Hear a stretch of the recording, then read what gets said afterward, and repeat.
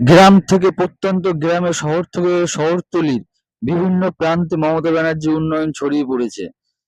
এই উন্নয়নের আজ সারা পশ্চিম বাংলায় ছড়িয়ে পড়েছে। কিভাবে উন্নয়ন করতে হয় সেটাও মমতা ব্যানার্জি বারবার চোখে আঙ্গুল থেকে দেখিয়ে দিয়েছেন।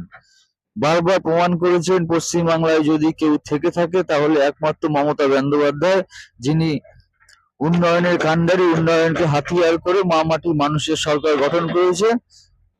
এই উন্নয়ন মানুষের কতটা প্রয়োজন সরাসরি মানুষের সঙ্গে কথা বলে জেনে নেব। সাধারণ মানুষের কাছ থেকে জেনে নেব সাধারণ মানুষের প্রতিক্রিয়া কি আছে।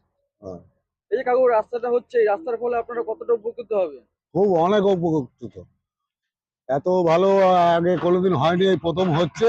আমাদের খুব আনন্দ। দিদিমণি ভোট পাবে তো? হ্যাঁ, নিশ্চয়ই পাবে। এইভাবে এগোলে কাজ ভালো ভালো করলে ভালো হবেই তো। এই যে রাস্তা হচ্ছে, এই রাস্তার জন্য আপনি কতটা খুশি? অনেকটাই খুশি, বলে বোঝানো যাবে না। বর্ষাকালে জল বাঁধে, মানুষজন যেতে আসতে পারে না। খুবই মনের দিক থেকেও খুশি, আর সকলেরও ভালো হবে। আমি সামনে তো বিধানসভা ভোট, দিদিমণি কি ভোট পাবে? পাবে না কি হয়েছে, পাবে তো, ওনাকেই দেবো। দাদা ভাই, যে রাস্তাটা হচ্ছে, এই রাস্তার ফলে মানুষ কতটা উপকৃত হবে এবং আপনি কতটা উপকৃত? সব থেকে বড় কথা বলি, আমাদের এই রাস্তাটা একটা বিশেষ রাস্তা, যেটা আমাদের নৈহাটির সাথেও যোগাযোগ করে দেয় আমাদের এই কাকিনাড়া এলাকাটাকে।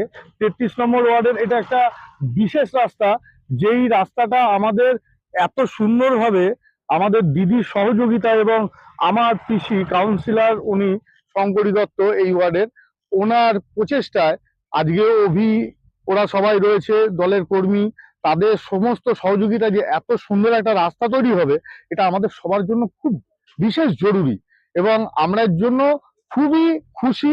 সামনে তো বিধানসভা ভোট আসতে চলেছে, আপনার কি হয়, মমতা ব্যানার্জি 14বারের জন্য আসতে পারবে? না না, সংশয়ের তো প্রশ্ন নেই।